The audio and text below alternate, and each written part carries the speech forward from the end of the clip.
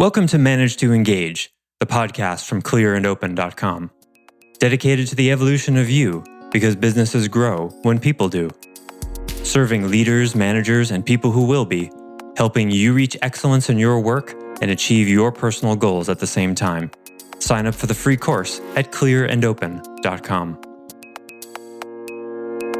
The ability, moment to moment, day to day, to distinguish between I did something bad and I am bad is one of the hallmarks of maturity.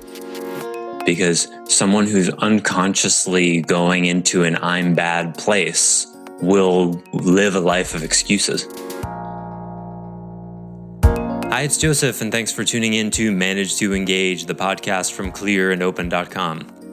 In this first episode of a new 4-part series, we return to the topic of shame and how it plays such a big role in our culture and our lives. Specifically, we cover what happens when misdeeds are exposed. Have you ever found yourself caught in a lie or made an excuse for dropping a ball? Or ever been in a position of leadership and confronted your employees for doing these things? The distinction between doing a bad thing and being a bad person is large, but being able to admit that you did wrong is an important part of being a mature, responsible human being. It's a great conversation that really shows how we relate to each other and ourselves when something has gone wrong in nearly every relationship in our lives, including those outside the workplace.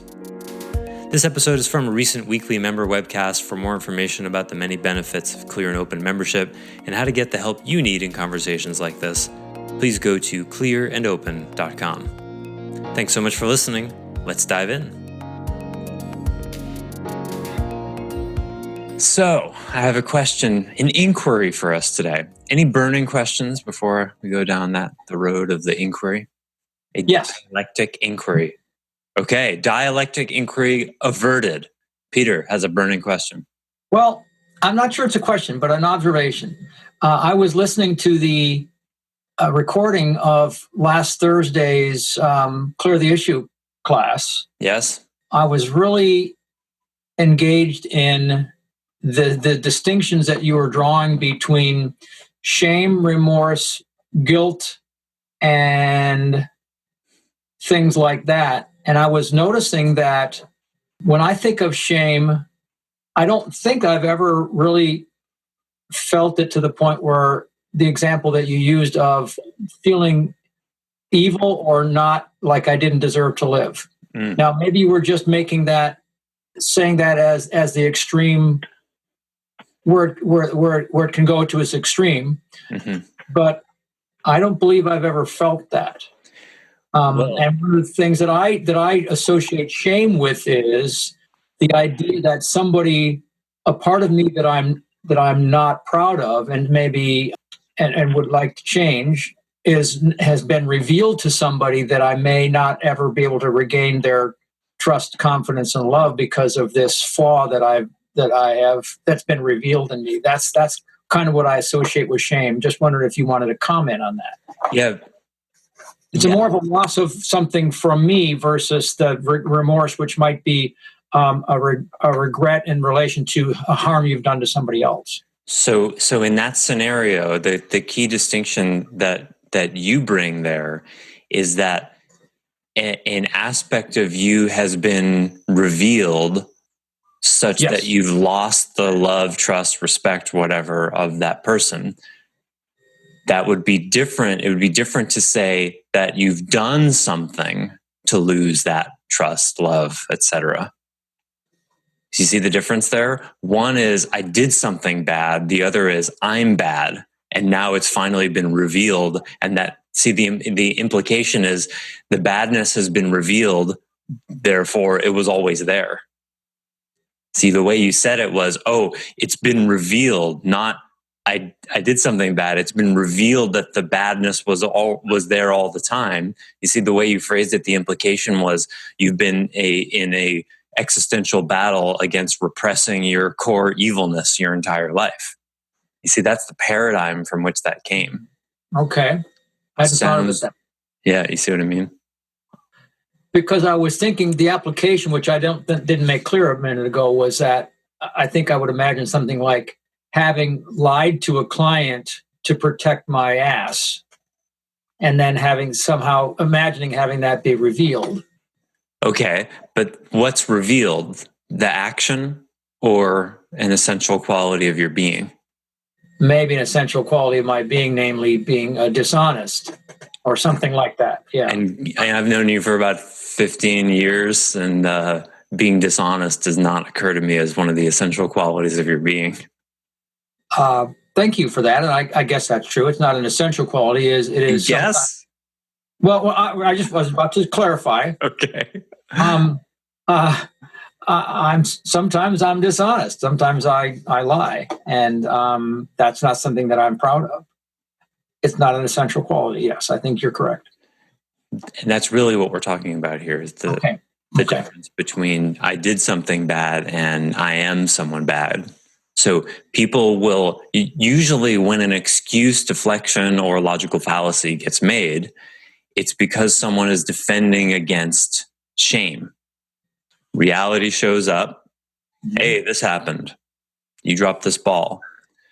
That becomes a shame trigger, right? The feeling comes up of, oh no, I did that and I'm a bad person. Well, I can't have it revealed how bad a person I am. So I have to divert attention from that. Okay. That, ladies and gentlemen, is the root of all incompetence in the history of the world. That's it.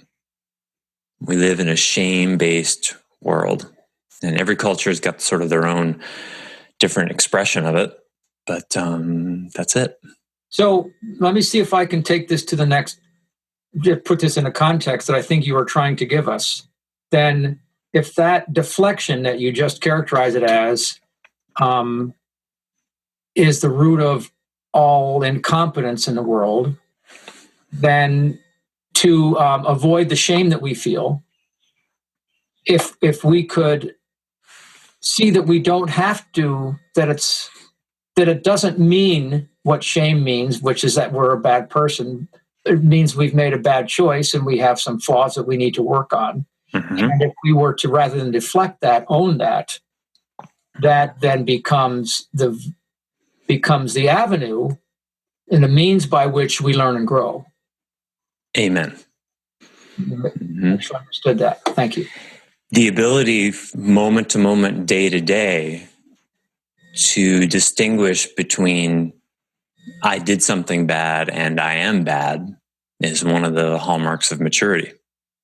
Because someone who's unconsciously going into an I'm bad place will live a life of excuses. It's the only way for them to, in a sense, live with themselves. Exactly. And sometimes that's quite unconscious. Reflexive defense mechanism. Mm-hmm.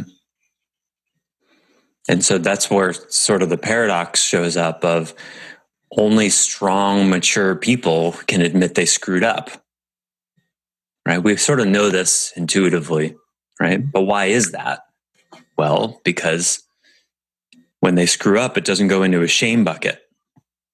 Right. They have an experience of their essential goodness or a belief in it or something. They've got something that says, hey, I'm okay. And I make mistakes sometime. And this is not the end of the world. I can admit I made this mistake and not collapse into a pile of shame. Someone who cannot admit their mistakes, it can vary. You can be great at admitting mistakes and then one moment not. But in general, people who are defensive or excuse making or in general, not responsible and can't demonstrate a pattern of owning their mistakes, they've got shame issues. Thanks for listening to Manage to Engage, the Clear and Open podcast. Join us next week when you'll be a little bit closer to who you're destined to be. Until then, know that Clear and Open is dedicated to the evolution of you because businesses grow when people do. Be sure to visit clearandopen.com for the latest tools, articles, and free resources to help you on your journey. Thanks for listening, and bye for now.